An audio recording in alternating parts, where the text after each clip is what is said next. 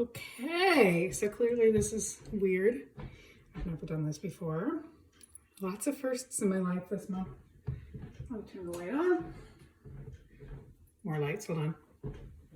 More lights needed. Okay. So the first thing I'm going to do is I need to remember what I told you in terms of how much of everything. I just kind of wing it. So this is like my mother's old Dutch oven thing or whatever you call it. First, I'm going to put the tomatoes in. Petite diced tomatoes. And like I said, if you're going to use real ones, which I know you're not, but in the future, if you are, definitely go with the Roma tomatoes because they're meatier. Like my mom used to use things from the garden, and I used to hate her sauce when she would do it that way because that would create a mess on the plate. Like the water would separate out. So your cans, they're recyclable.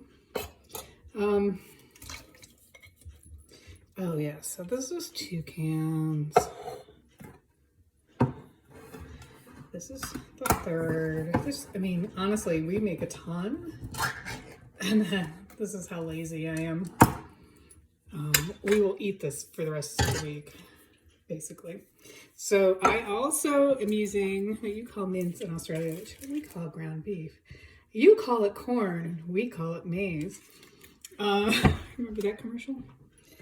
And so this is like about 3/4 of a, well, no, I'm sorry, 3/4, right? A third of the pan full.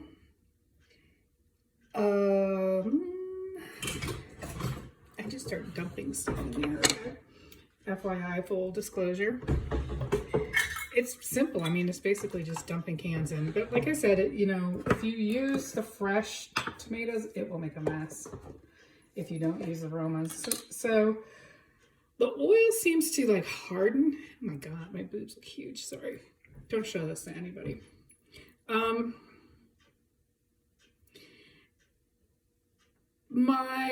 What was I gonna say? This oil seems to it gives everything a nice rich flavor, I think.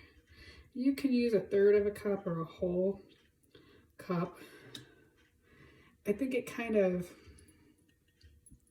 makes it more Italian-y. I don't know why the reason I add the oil to this, my mother never did. So this is the Dina Spin. There's this cookbook called the Silver Palette Good Times Cookbook, and I believe it is based on this bed and breakfast recipes that these women that ran this bed and breakfast they put together this cookbook, and they advise to add oil, like 1/3 cup of olive oil, to their chili. And I thought, well, if you could do it to chili, why couldn't you do it to pasta sauce? It does give it a nice flavor. And the other nice thing about it is, I mean, you've had bruschetta, where it's like the tomatoes and the olive oil on it. Similar concept, right?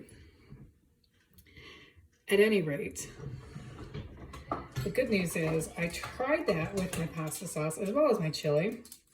And it's delicious. But the other thing is I want a chili cook-off twice with that recipe. So that's in Colorado, where everybody's kind of like rabid about their chili. Oh, class. So I actually don't have a motorized or electric can opener. I think it's a travesty. I think everyone should know how to use their hands, because the more we motorize everything, the less calories we burn, and we become like the fat humans in that movie WALL-E. Side note.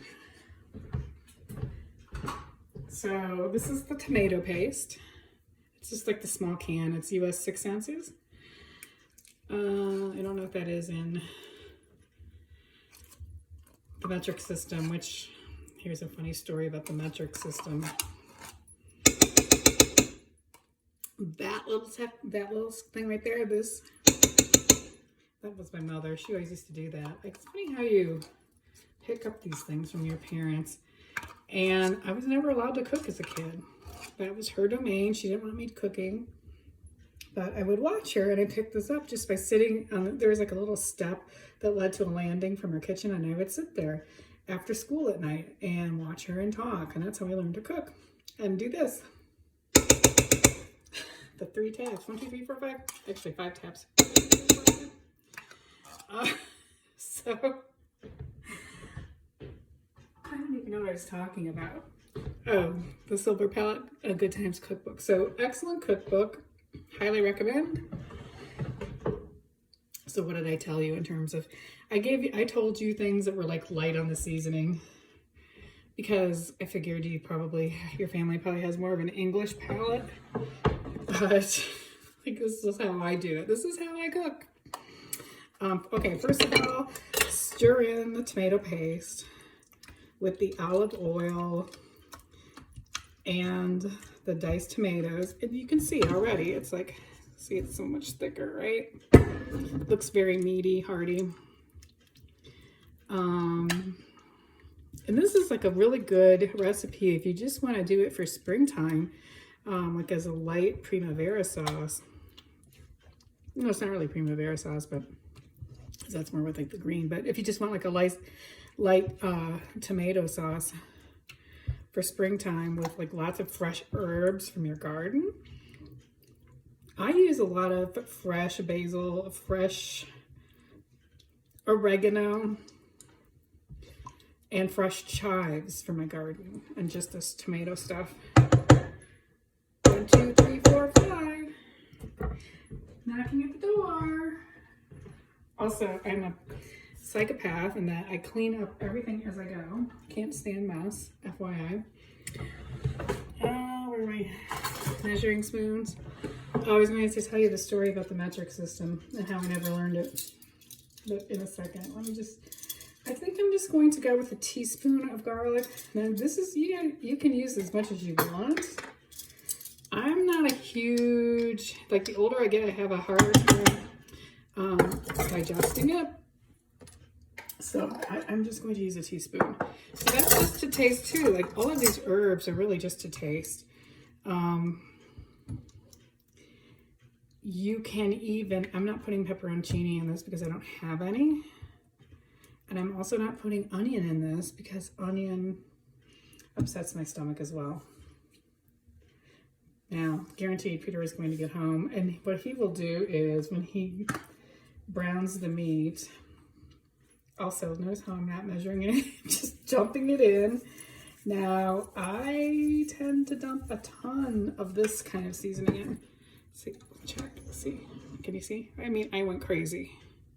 That's probably about 2 tablespoons, that's probably about a tablespoon. And the reason is I just really love the flavor of herbs. However, that being said, if you're going to use fresh herbs, use like half the amount, because fresh herbs are much more pungent and it will just, it won't taste so great. Granny style. These are red peppers from New Mexico. Crushed red pepper. I don't have pepperoncini, so I'm just going to do this. Just a little pinch. Not too hot. Well, maybe 2 pinches. Okay, which is probably about a ½ teaspoon. Ooh, yeah, they're pungent. New Mexico chili. Remind me not to touch my eyes later. So stir it all in. Looks like this. Now, nutmeg. So I use like an Italian seasoning that has basil. What does it have in it? You know, they sell these mixtures. Basil, bay leaves, that kind of thing. Basil is sweet and it helps cut, like I said, the acidic taste of the tomatoes. However, if you like things a little tangy, you can add oregano. Like the Italians in the South really don't use a ton of oregano, but you can if you want. And this is a Cincinnati tip. I am putting cinnamon in it. You can use cinnamon in lieu of nutmeg to cut the acidity and make it sweeter, but never, never, never, never, never, never, never put sugar in there. Italians swear against it. So cinnamon also, I the fence about the cinnamon. Peter likes it. It's in Cincinnati chili. Do you remember that? The 3-way, the 4-way, the 5-way? And apparently it is actually a Greek tradition to put cinnamon in pasta sauce or any kind of tomato sauce. What is it? It's in moussaka maybe? Anyway, it's good. It's not my favorite. I like nutmeg better just because it reminds me of my mother, but it's good. And you can put it in your chili, which is how I won the chili competition. Once again. Me and my chili competitions. I'm proud of that. I just kind of just threw a bunch of stuff together and won, and then thought, oh gosh, I'm gonna have to replicate this. Oops, so that I can win again. And I did. So this is it. I mean, it looks pretty thick, mushy. You cook it down and just cook it on low for a couple of hours so that all of the herbs can combine together. Ooh, I didn't add the wine yet.